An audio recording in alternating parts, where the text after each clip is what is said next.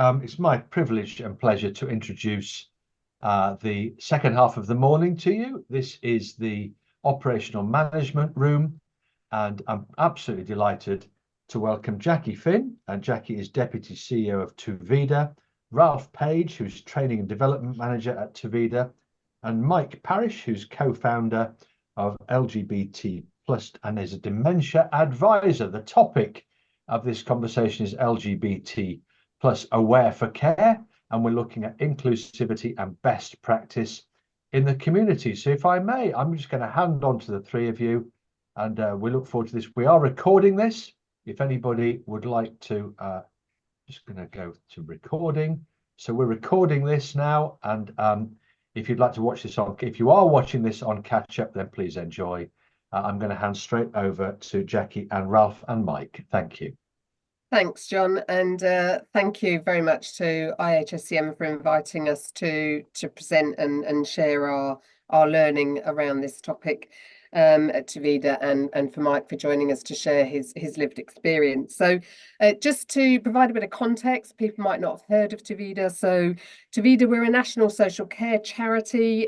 We work in England and Wales providing services to unpaid family carers who support their family and friends who have a variety of care needs. We also do provide support to individuals, a lot through hospital discharge, and our home care services where the carer probably doesn't live with them, may live elsewhere in the country or even abroad.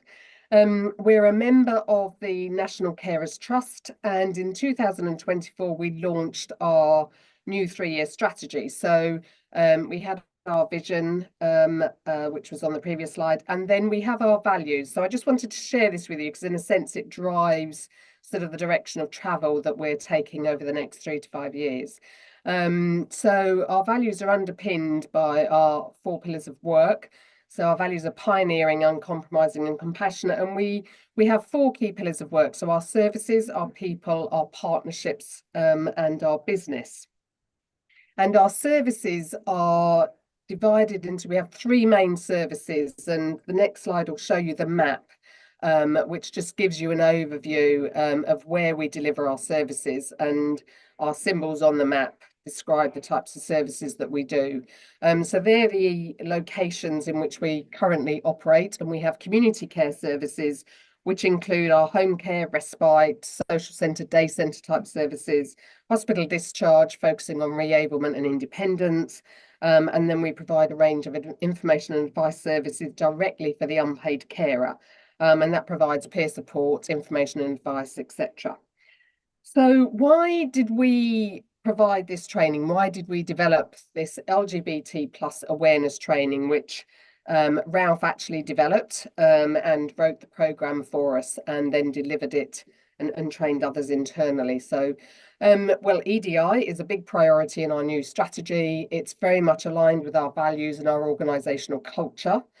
There's definitely that national evidence of need within communities and a lack of services that specifically engage and support people from the EDI world, but also we also were aware that we needed to train our staff and make them much more aware of the issues, so that when they were going out and delivering services, they were much more aware of the client's needs, but also in terms of then reaching out into new services and new areas and trying to identify unmet needs within our locations.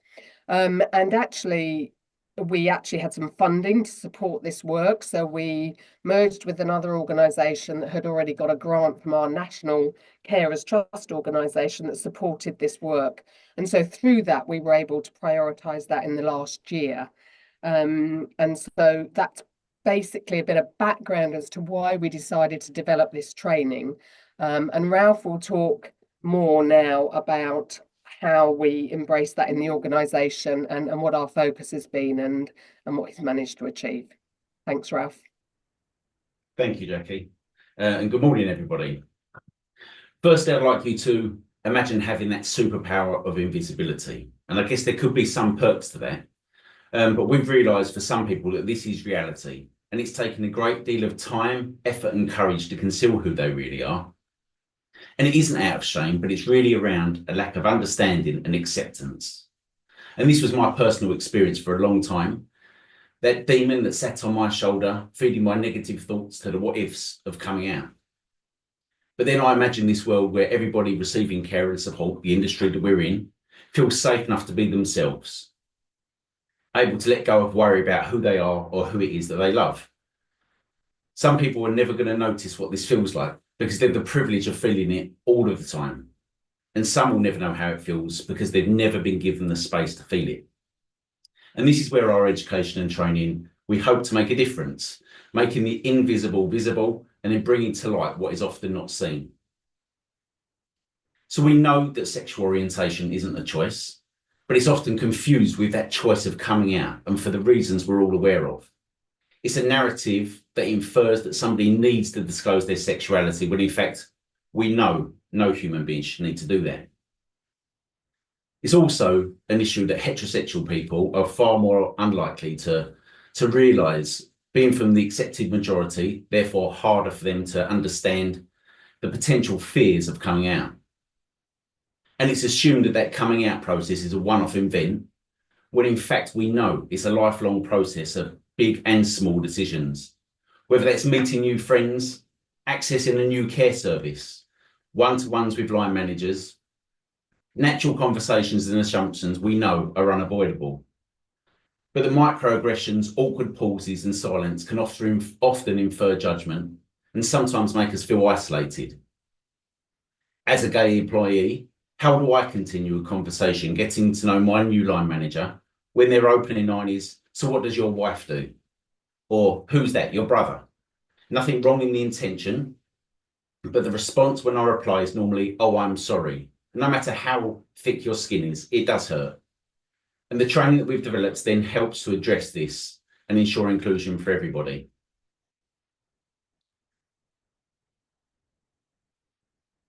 Sorry. Oh. So coming out of work for myself was a realisation that an inclusive environment is bigger than me. I witnessed a homophobic incident and found the courage to pursue a grievance. And that senior member of staff who led on that will never realise the profound impact that her support gave us. She stood throughout and again has advocated for our work in this space. And her support gave me the confidence to come out at work and then actively participate in now our LGBT education. So being out at work has afforded me a voice in our new strategy. And that's demonstrated to me that TuVida are genuine in their commitment. And it's brought that psychological safety I thought was only promised in policy and not culture. As we all know, inclusion is not a nice to do, but a responsibility of every employer. Policy is a good place to start, but we all need to make more of an effort around that visual representation. And as we'll hear from Mike in a bit, this then offers reassurance for those from the community when accessing care, and that really does speak volumes, having that visual representation. So what if I was to use that personal experience, learning and vulnerability as a strength, to then support TuVida to create this awareness? So we can work towards eliminating discrimination, reduce anxiety and fear, and then educate our staff around inclusive approaches to care that sees the person as an individual. And then this would help us in starting to tackle the inequalities of care for all of the marginalised groups and recognise the challenges faced, especially around intersectionality. And then, as Jacqui shared earlier, we were lucky enough to secure the funding to deliver this awareness session. And although in its infancy, this has informed our EDI work. But addressing these barriers requires a multifaceted approach that combines both policy changes, cultural shifts, and then support from leadership teams. Stonewall estimate that 7% of the population are either lesbian, gay, or bisexual, and that 1% are trans or gender variant, meaning that there are at least 3.7 million LGBT people in the UK. And based on those figures alone, Carers UK estimate there to be 390,000 LGBT carers in the UK, but 1 in 4 of those have witnessed discriminatory or negative remarks by health and social care staff. And in a minute, I'm sure we'll hear from Mike about his real life experiences of this. Health Assured, our employee support programs, state that 76% of employees feel workplace culture affects both productivity and their mental health. And this is again much higher when we consider that the factor of intersectionality. 25% of people more likely to go into a care home or need our care services is people aging without children. And as a gay man, this is me. Selfish, but realising with experience and that foresight of importance to ensure that all services that we provide are inclusive. Because we know that there are generational difficulties to coming out when accessing care. We've got the baby boomers and Generation X that will find speaking about their sexuality difficult due to the laws and societal beliefs of their day. And living with that discrimination for so long can cement their identity and their distrust. So they've often got a tendency to go back into the closet when talking about care. Just because we're all aging doesn't mean that we have intimate or meaningful relationships or that our psychological needs lessen. So our consideration of such is important when we discuss and arrange those packages of care. And this doesn't mean our staff being experts in all religions, sexualities and faiths, but competence is having that respectful and inquisitive conversation that shows that we are interested, that they are being valued, and then working together to how best we can support them. One of the big factors we found within the training was microaggressions, being those deeply held biases that people can often be blind to.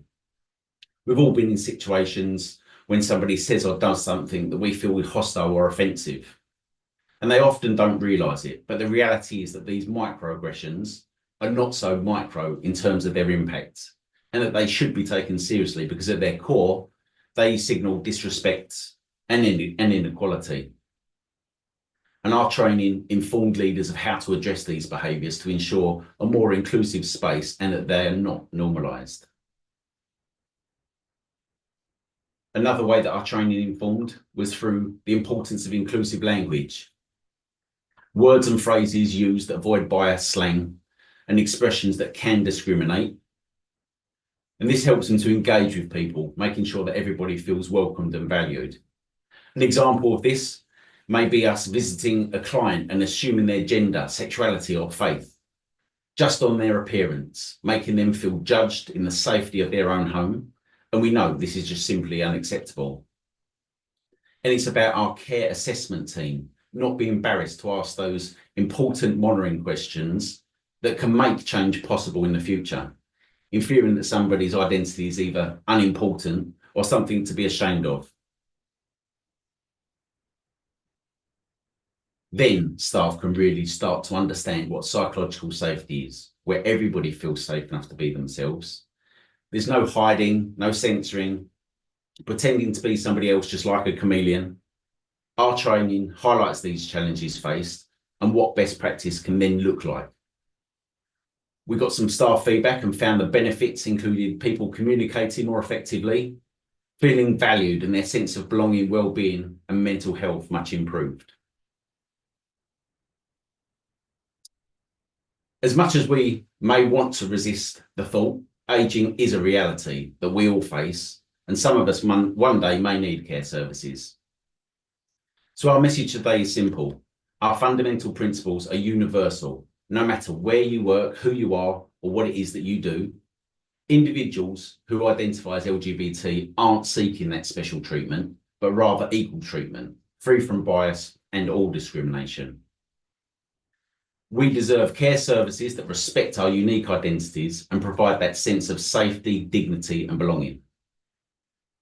Care staff must be equipped with these skills and the knowledge to empower individuals in their care. Everybody should be made to feel the most important in the room, heard, seen, and supported without judgment, because true cultural competence means understanding and respecting not just the individual, but their lived experience, including past traumas and personal histories. And TuVida's ongoing work in this space has been a celebration of inclusion and equality that's honoured the past, and our training embraces the present, but also inspires us on our way forward with the future. It's not just a policy, it's a culture, and one that we all have the power to create. I'm now excited to introduce Mike Parish to the conversation, who hopefully can expand on this and share his own life experience with his late husband, Tom. So Mike, welcome to the conversation. Thank you, Ralph. And as ever, having seen and talked about that presentation, inspired and hopeful for the future, because it's been a long time coming from the perspective of somebody who's not professionally in the area of care, but had actually put myself in a situation where I felt that I had to push for change. I won't read through everything on the slide, other than the important things is partly our age, the fact that when we got together, we were both in an illegal relationship together for 47 years, which often creates raised eyebrows and nice reactions from people. But I think sometimes when people are surprised at how long we've been together, it was a sign that there wasn't an expectation that same-sex couples could be. And I've experienced that elsewhere. That's not oppression. That's a kind of an adjustment the society needs to make to understand that we're much less different than perhaps people think. I was in the fire brigade. It took me until I was 40 years old to come out. And that was because, and this is all relevant, and I'll come to the point in a moment, that I was in the brigade, didn't come out until I was 40 years old, because there were no legal protections in my employment to say that, and I had known people being sacked or constructive dismissal around issues to do with sexuality. Our background, and a lot of people our age, getting into their late 60s, early 70s and beyond, LGBTQ plus people will have experienced a totally different society, and they carry that around. You can't dismiss that. That goes with us. And to say perhaps that people our age might be some, and I'll go to a couple of examples in a minute, have anxieties when we're institutionalized in care, for example, or have people around us who we don't know and we can't trust for multiple reasons. It creates a huge undertaking, one that maybe you don't have to do if your sexuality is more mainstream. So we go into this whole process. Even before Tom was very ill, I was looking up research because I'd heard about abuse around LGBTQ plus people, around care. And so I needed to make myself aware of that and trying to adjust to how we could improve our situation ourselves. Now, what happened, and I'll come to some examples now, when Tom did need some care, I knew this wasn't going to be very successful, but I tried it, went to our local authority and said, my husband needs care at home. I need a break from time to time. And they said, that's great, because we've got a list of micro carers in your organisation, in your area. There are 27 of them. So I got this list on an email and progressively went through each one, looking as if for any information about how they adjust their services to people of any kind of different sort of sexual minorities or racial minorities or anything else, and none of them did. So it was a complete game of chance as to whether the person, after having spoken to me on the phone and then came in to our house to see all of the pictures of us together, knowing our history as Tom and I did, knowing that he was incredibly vulnerable, the level of trust needed goes absolutely sky high. You need to be sure that the person coming to your house understands your relationship, understands perhaps some of your history, what your life has been like, some of the things you may have experienced, and why you might be anxious about leaving them in the hands of your loved one, in the hands of a complete stranger at that point. And I went through that list of 27 micro care service providers, and not one of them did anything to suggest that they understood minorities. Now, I can't blame them, because if nobody tells them to, then why would they do that? But so what happened, I phoned one and it wasn't a very successful call. The second one did turn into a carer that we kind of got on with. But even her response, now this is not an oppressive remark that she made, but she said, oh, this is wonderful. This is the first gay couple I've ever come to care with, which was lovely in a way, but it was also it was an acknowledgement that we were something to learn from. And again, that might not be a problem, but when you're looking after somebody who's got a terminal illness, is extremely needy, and my emotional state was through the roof. you're not really in a position to start training somebody and talking about your life in any great detail. You've gone past that point. You need that to be there. And I'll come to a couple of other things. I didn't put my time on, so wave your hand if I'm going near my time. The other thing I wanted to say is that minorities pay council tax too. As it turned out, that we earned too much to get any care costs covered, but we still used the same carer and continued to pay her from our own funds. What I'd say is that not only do we pay council tax, but we expect, and I think younger people would expect that care services, when they get to a time, having lived through a time of greater acknowledgement of LGBTQ awareness and inclusion in society, that their expectations are going to be far higher than those of us who are at this point now, this cohort of people who've been through the period when being homosexual was not only illegal but criminalized, and even our relationships were criminalized, to then people who would have much higher expectations. Other things that happened, just very briefly, there was rarely a time when somebody would make an assumption that we were married. That's okay, but when it does feel like there's a kind of a lack of appreciation of your sort of being, in a way, that when you go to a health environment and somebody asks you how you're related, are you, for example, he'd been called my brother, he'd been called my father and my uncle, and yes, at the bottom picture on the right, he did get grey hair quicker than me. Now mine's gone grey, but it was a constant, and that wasn't just in health sort of environments. It's just how you raise awareness. And the other thing is, if you are paying for a service, now none of us would pay for a service where you don't get an acknowledgement.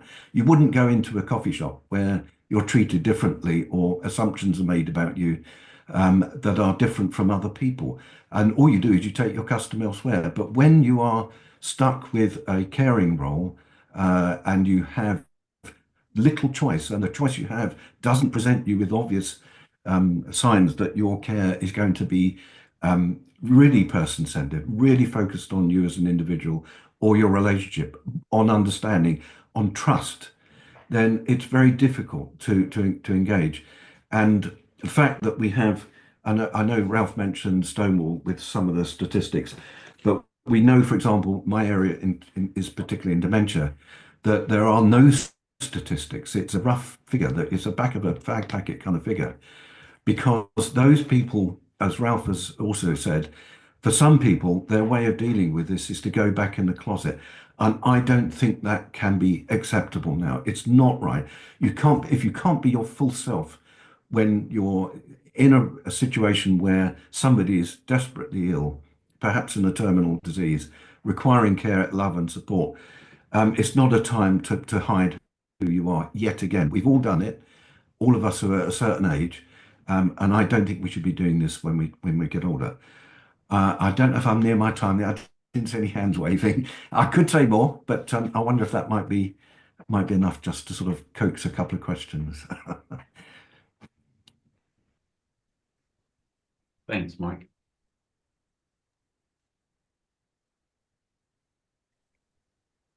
Ralph, I think there's a slide, isn't there? Yeah. So I was asked to just talk a little bit about how we might upscale the training.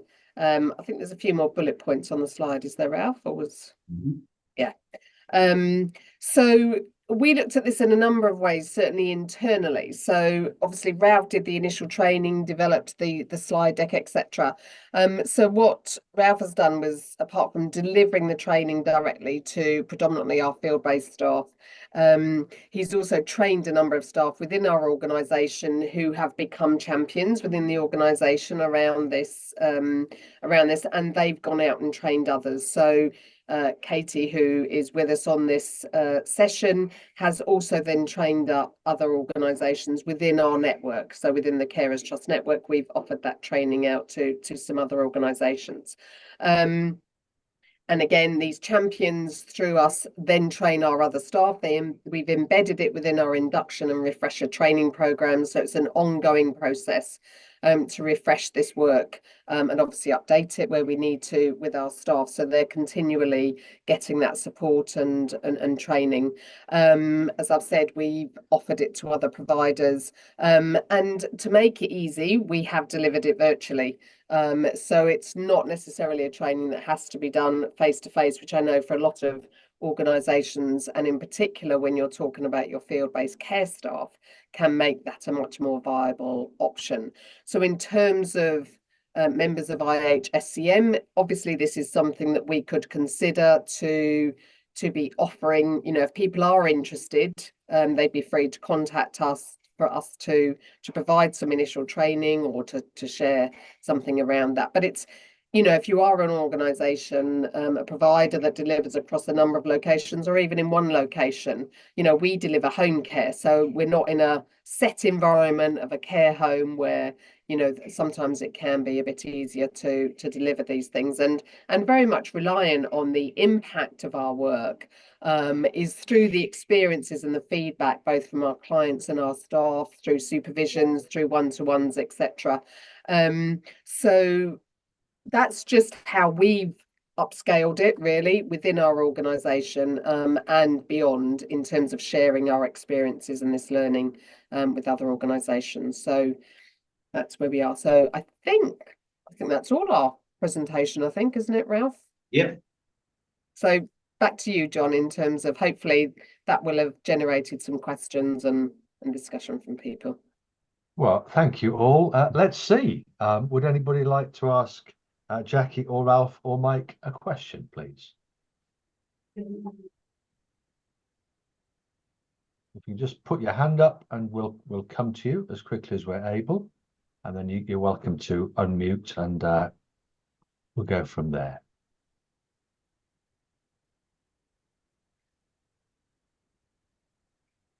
Well, just while everybody's contemplating what question they might like to ask, could I kind of lead on this in that case, Jacqui?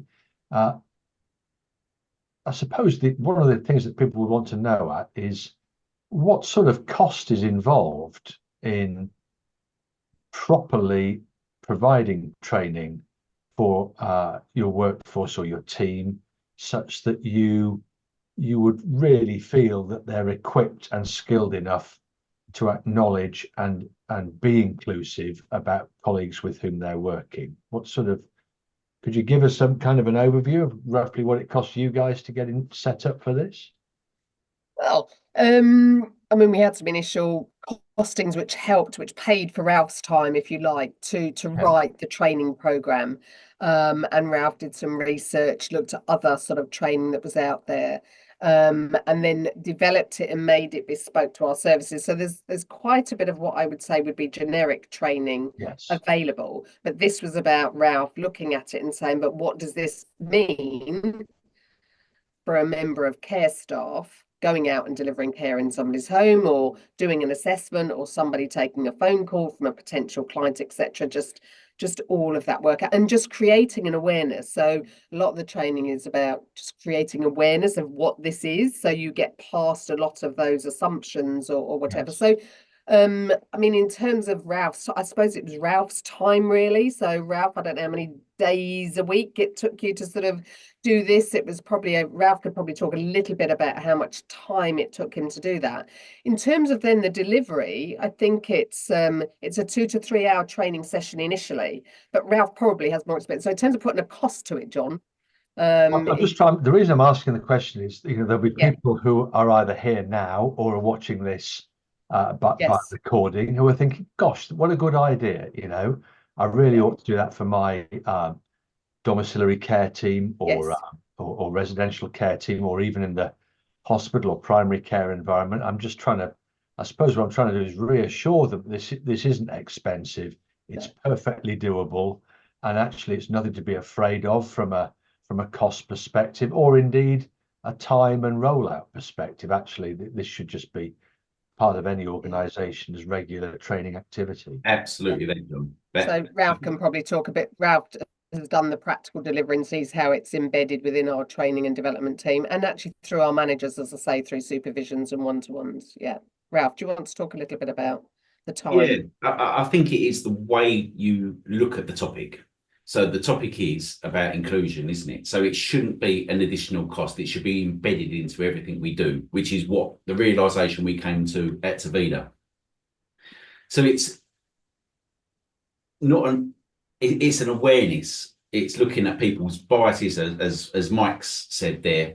It's just giving staff that are from the accepted majority an insight of view through the window as to the potential impacts common language or microaggressions can have. We're not saying within service we experience physical violence, but just the terminology used, as Mike said, he was supporting his husband, end of life. So oh, I've never supported a gay person before. It's just totally unacceptable. It should be embraced and embodied, not highlighted as entertainment. In terms of what we've done here at TuVida is embedded inclusive language and microaggressions and understanding bias and views into all aspects of our training, not just around a specific EDI offer. It's embedded into our person-centered care approaches, the way we handle people in moving and handling. It's just that realization that everybody should be made to feel the most important and special in the room when we're supporting care. And can you give us any idea about how long it's taken you to develop what you would put your hand on your heart now and say, actually, this is now embedded? You know, we're from a so it's no good really just doing a one-off. Say one course is neither here nor there, really. Exactly. So we've put it as a principle that you're adopting as much as anything else. Yeah, we've put it as a refresher training for our staff that also then picks up those that join the organisation at a later time to when we initially rolled this out. But like I said, it's sort of touched upon in all of our training offers. Putting it together, I suppose, really took all in all probably around a week, and then to roll it out, it went into our office space teams, which was 90 staff initially, and I delivered that over 10 sessions via Zoom. Yeah, so that's the way we did, sort of ensuring that frontline managers and assessment teams were all having the knowledge first. We thought was because it has to be led from the top down, really, doesn't it? Good. Okay. Thank you very much. Anybody else with a question, please? Feel free to go for it.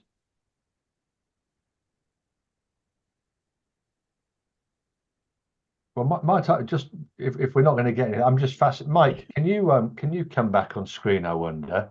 I'm interested from your perspective. Do you think that an employer like London Fire Brigade now, would you be confident it has a more enlightened approach, and you wouldn't be so fearful these days of yeah, I absolutely, sorry, John, I'm cutting you off, but the answer is yes, because the one thing you have, the first thing you need to have is rules and regulations and policies in place that are going to be not only followed but reinforced either through training or preferably through training, repeated, and then also when people fail it, then they're brought to account and you can deal with that. So that's one side. The second side is a cultural change in an organisation or the staff of those organisations, which takes a much longer time. People come to organisations all with their own cultural understandings and their own personal view of how they fit into culture. And of course, the people that are taking these training courses may come from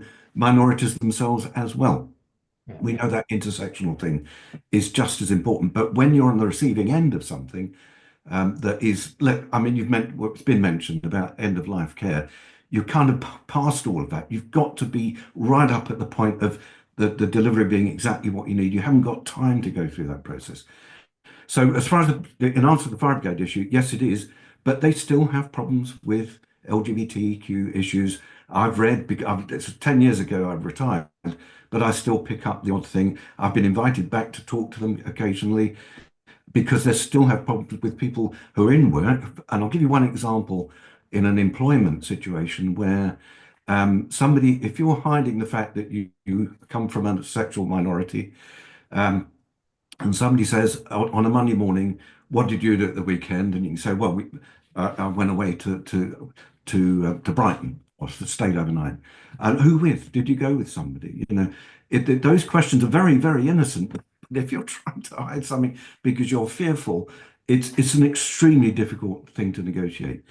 And you can transfer that kind of feeling into an environment where somebody's coming into your house and you don't know whether they kind of have any reservations about you, whether they made their mind up already about the kind of person you are and you don't fit it, whatever that is.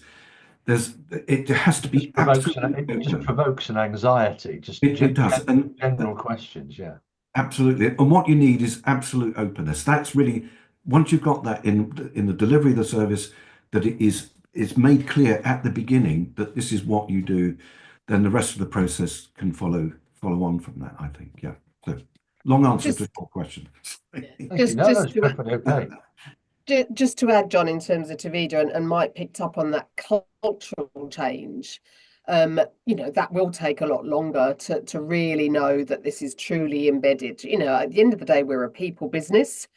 People are diverse, people have different opinions and different views. And I think what we've tried to generate through the training and through our culture and our values is that we do value everybody. We are an inclusive organisation, but also that actually we need to ensure that we call out, that we manage, that we pick up when we know and we hear things that aren't acceptable. And that is very much true. We've had it always in our organisation, but it's very clear in our new strategy, as Ralph highlighted, something we call the TuVida way, which is about our culture. It's not what we do, it's how we do it. And we're just in the process of developing the TuVida Promise, which is a bit like a behaviour charter, but calling it something else, which in a sense is that contracting relationship you have between the employer and your staff. And I think it's also enabling staff to feel that actually, if they're anxious about, am I going to say the right thing, or am I going to say the wrong thing? Will this be interpreted in a different way? That they've got a safe space to go and be able to say to their manager, I'm going in to see these clients, I'm aware of this. They might be anxious, about going in to say Mike and his husband and delivering care and not wanting to sort of cause that anxiety there. That staff also that have those concerns or are unsure need to have a safe space to be able to raise those concerns. And I think that's the juxtaposition of it, that if staff end up feeling like, oh my God, I'm going to say the wrong thing, I'm going to be disciplined, then actually you're not creating that culture where everybody feels safe to be who they are and to be able to raise their own concerns about things. So I think that's the whole cultural shift that will take a lot longer to embed. But I think Ralph's right. If it comes from the top and you're clear that it's embedded throughout your language in whichever aspect of the organisation you're working in or you're operating in, and through all of our training, then that's how you bring that change, and people coming in know that and they feel it when they come in. That's what's important. It takes time, doesn't it, as well? It does. And a bit of patience and understanding, changing people's behaviours and mindset and language. Yeah, it is not a 5-minute job. It takes. I know this, from personal experience. I sing in a Welsh male voice choir, 80 people, and I became chairman, and I said, look, we just need to demonstrate to the community that we are inclusive and diverse, and we don't mind about your background, your sexuality, your ethnicity, or anything of that nature. If you want to sing, you can come and sing. And it provoked a number of really interesting conversations that have taken place. But actually, what it did, it burst a bubble of where there was an anxiety about addressing what the consequences of that kind of an open approach might be. But it's all the better for it, I must say. I think we've now got statements and policies and so on, and that we never had before. And with the reason we never had it before, it was never discussed before. It was just buried. You just, never referred to it. So I think just having the conversations is a great place to begin, I think. All right, that's lovely. Thank you very much indeed. You are bang on the time. So I appreciate your attention to detail in that regard. Can we just once again thank Jacqui and Ralph and Mike for a really useful insight. We're very grateful to you all. Thank you very much indeed. Loved it. Thank you. Thank you. And bravo TuVida as well for pioneering in that regard. Indeed. Absolutely. Thank you. Cheers, Mike.